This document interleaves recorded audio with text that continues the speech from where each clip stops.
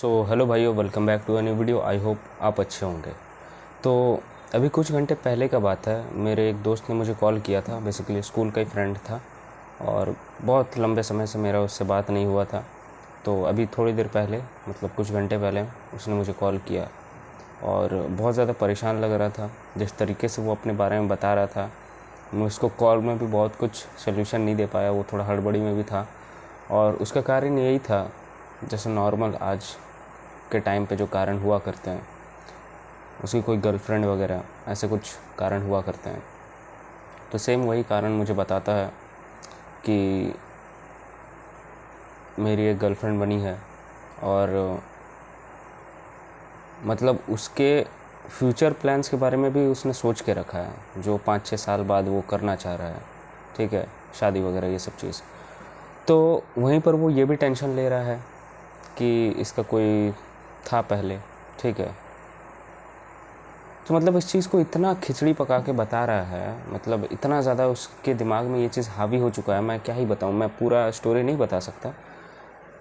तो वो मुझे बोलता है, यार मैं क्या करूँ, मतलब इतना ज़्यादा टेंशन, इतना ज़्यादा डर, इतना ज़्यादा एंग्जाइटी हो रहा है मेरे को कि मुझे खुद नहीं समझ आ रहा कि मैं क्या करूँगा।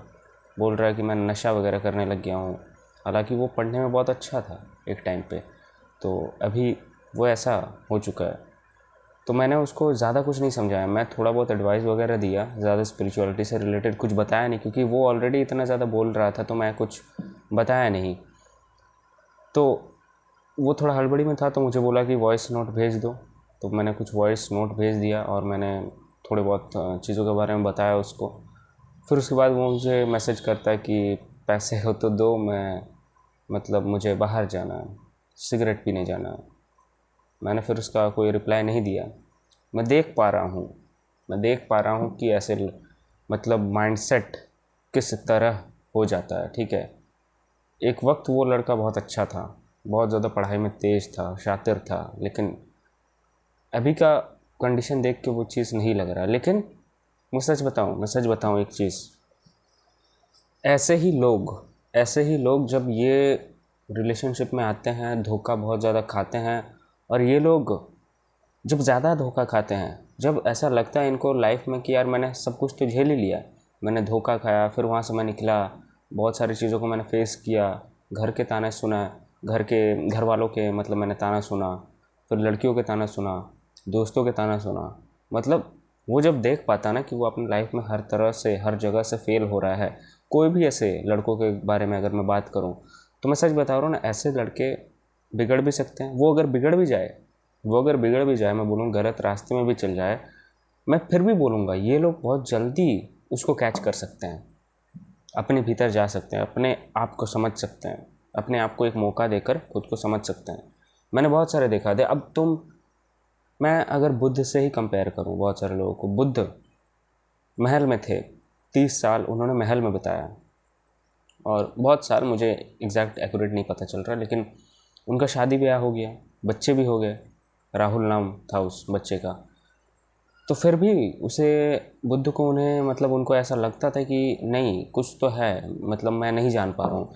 मतलब किसी, उनके फादर ने, बुद्ध के पिता ने किसी एस्ट्रोलॉजर, किसी गुरु को लाकर पूछा था कि ये क्या बनेगा, तो पता चला था ये सन्यासी बनेगा, 100% ये सन्यासी ही बनेगा।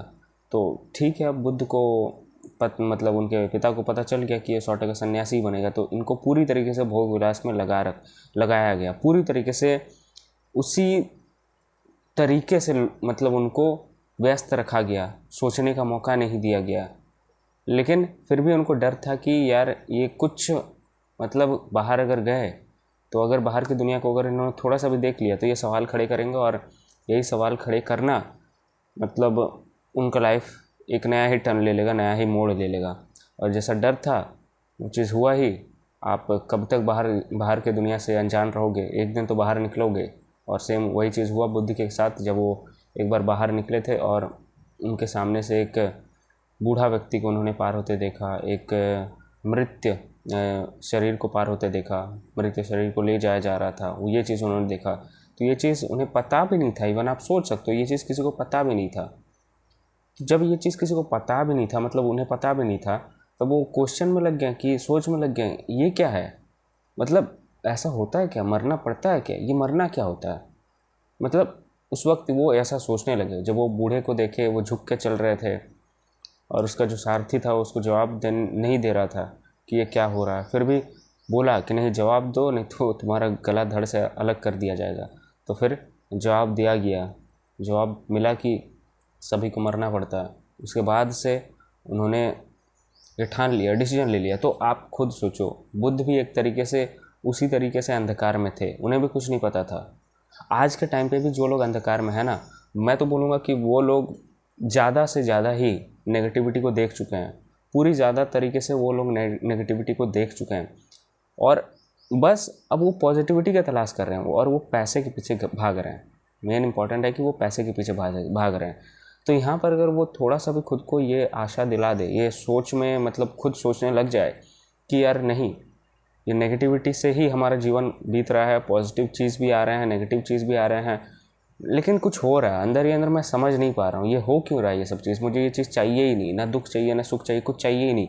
वो चीज़ इंसान के अंदर ना, मैं बता रहा हूँ बचपन से वो चीज़ लगता ही है, हर एक लोगों के अंदर, तुम्हारे भी अंदर ये चीज़ लगता ही है कि यार मैं खामखा इतना कुछ कर रहा हूँ, खामखा मैं कॉलेज जा रहा हूँ, खामखा मैं कुछ भी कर रहा हूँ, यार मुझे कुछ करना ही नहीं है।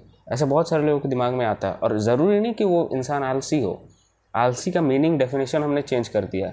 बस पढ़ा हुआ तो वो आलसी है, पढ़ा हुआ तो वो आलसी नहीं होता। पढ़ा हुआ है और उसे कुछ करने का मन कर रहा है, फिर भी वो नहीं कर रहा है, अपने टाइम पास कर रहा है, तो वो आलसी कहलाता है। ठीक है, वो आलसी कहलाता है। लेकिन जब बस पढ़ा हुआ है और उसे ना किसी काम से मतलब है, किसी भी काम से मतलब नहीं है, तो वो आलसी नहीं है। मैं बोलूँगा ही नहीं वो आलसी है। जो पढ़ा हुआ है, जो कुछ भी नहीं कर रहा है, कुछ भी नहीं। अब कुछ भी नहीं करने का मतलब ये भी यही बोलूँगा कि कुछ भी नहीं कर रहा है, या फ़ोन चला रहा है, या कुछ कर रहा है, कुछ नहीं कर रहा है, तो इन सारे व्यक्तियों को आलसी नहीं बोला जा सकता। ये लोग परे हो चुके हैं, ये लोग परे ही हो चुके हैं अगर मैं बोलूँगा। ठीक है, ये लोग जानने की भी कोशिश कर रहे हैं, मैं ये भी बोलूँगा। तो ये लोग ना, जो खासकर जो बिगड़ैल बच्चे होते हैं, ये लोग थोड़ा जल्दी समझ सकते हैं अगर ये खुद को जान ले, तो खुद के भीतर थोड़ा झांक ले, अगर थोड़ा सा भी अगर दिमाग लगाए ना कि यार हम तो यही चीज़ कर रहे हैं, हमारा जीवन तो ऐसे ही बीत रहा है, नेगेटिविटी से ही बीत रहा है, और यही चीज़ बार बार हो रहा है। पिछले साल हुआ था, अब हो रहा है। ठीक है, कुछ समय नहीं होगा फिर होगा, फिर कुछ समय नहीं होगा तो फिर होगा। तो ये कहीं ना कहीं हम लूप में फंस चुके हैं ना, हम कहीं ना कहीं लूप में ही फंस चुके हैं एक तरीके से। तो ये लोग बहुत जल्दी इस चीज़ को समझ सकते हैं, अगर चाहे तो, अगर ये चाहे तो अटैचमेंट को पूरी तरीके से ख़त्म कर सकते हैं, अपनी आइडेंटिटी को तोड़ सकते हैं। जो चीज़ ये माने बैठे हैं ना, ये सब चीज़ तोड़ सकते हैं। लेकिन कच्चा उम्र, मैं ये भी बोलूँगा, कच्चा उम्र रहता है तो ये लोग नहीं समझ पाते हैं, समझ भी नहीं पाते हैं। तो वही मेरा दोस्त बहुत ज़्यादा परेशान में था, तो मैंने बोला कि यार मैंने कुछ एडवाइस ही दिया, ठीक है अगर ऐसा है तो ठीक है, मैं क्या ही बोलूँगा। कि जिस तरीके से उसका जवाब लग रहा था इतना ज़्यादा कॉन्फिडेंट से भी बोल रहा था, हाँ पता है ये मटेरियल वर्ल्ड है, वैसा है वैसा। तो फिर मैंने कुछ बोला नहीं भाई, मैंने उसको वॉइस नोट में भेज दिया कि देखो ये चीज़ तुम्हारा आइडेंटिटी है, तुम कल फिर किसी और लड़की से मिलोगे तो फिर तुम उसको अपना आइडेंटिटी मानोगे, तुम किसको अपना आइडेंटिटी मानते रहोगे। तुम्हारे पास ऑलरेडी इतने सारे आइडेंटिटीज़ हैं, तुम्हारे माता पिता हैं, तुम भगवान को मानते हो, तुम पुजारियों को मानते हो, इतने सारे आइडेंटिटी बनाने की क्या ज़रूरत हो। और सब जब टूटते ही हैं, एट द एंड टूटते ही हैं, तुम्हें इस चीज़ का भी डर लग रहा है कि यार कोई टूट जाएगा या फिर फ्यूचर में कोई आ जाएगा उसके साथ। तो अगर तुम्हें ऐसा लग रहा है कि आइडेंटिटी टूटना ही है, तो तुम इस रिलेशनशिप में आ ही क्यों रहे हो। मैं तो पहला सवाल यही पूछ रहा हूँ। अगर किसी को डर लगता है कि मैं रिलेशनशिप में आ जाऊँगा, क्या होगा उसके बाद, अब भाई तुम्हारा खुद पे मन पे कंट्रोल नहीं है। तुम क्या चाहते हो कि सामने वाला तुम्हारा पार्टनर वो मन पे कंट्रोल रख लेगी और तुम्हारे साथ ही हमेशा रहेगी। ऐसा ज़रूरी थोड़ी हो सकता है, ऐसा ज़रूरी थोड़ी हो सकता है। बोलने को तो भाई सभी कोई बोल सकता है लॉयल है, ऐसा है वैसा है, लेकिन ऐसा ज़रूरी थोड़ी हो सकता। अगर तुम्हारे मन पे कंट्रोल नहीं है तो ऐसा ज़रूरी नहीं कि उसके मन पे कंट्रोल हो। तो तुम्हारा यहाँ पर एक डर रहता है कि आइडेंटिटी कहीं टूट ना जाए, ऐसा कुछ गलत ना हो जाए, वो छोड़ के ना चल जाए। तो अगर डर ही है, आइडेंटिटी टूटने का डर ही है, तो तुम बना क्यों रहे हो उसको अपना आइडेंटिटी। मत ही बनाओ ना, छोड़ ही दो। तुम कर ही क्यों रहे हो, इस चक्कर में हो ही क्यों। मैं तो बोलता हूँ तोड़ना शुरू करो खुद को, अपने आप को। जो चीज़ तुम माने बैठे हो ना, तोड़ना शुरू करो। जो चीज़ तुम मानते हो अपने अंदर ही अंदर, वो चीज़ धीरे धीरे तोड़ो यार, तोड़ो। और दिन का कुछ ऐसा समय निकालो जहाँ पर तुम कुछ मत करो, कुछ मत करो, मैं बोल रहा हूँ। बस देखो, बस ऑब्जर्व करो, या फिर कुछ भी मत करो। देखते देखते आंख बंद हो जाए, होने दो। सोचो भी मत, मैं बोल रहा हूँ। जो थॉट आ रहे हैं, जो भी चल रहे हैं, चलने दो, बस चलने दो। ठीक है, चलने दो।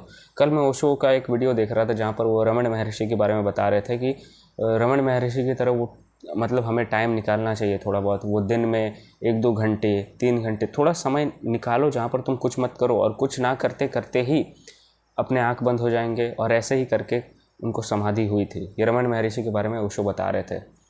तो यही चीज़ है, उन्होंने मतलब कुछ ना, परमात्मा जो चीज़ है ना, जो गॉड है, उसको तुम कुछ करके नहीं पा सकते हो, कुछ ना करके पा सकते हो। और मेरा दोस्त, उसने मुझे क्या बताया, ये बहुत फ़नी चीज़ है।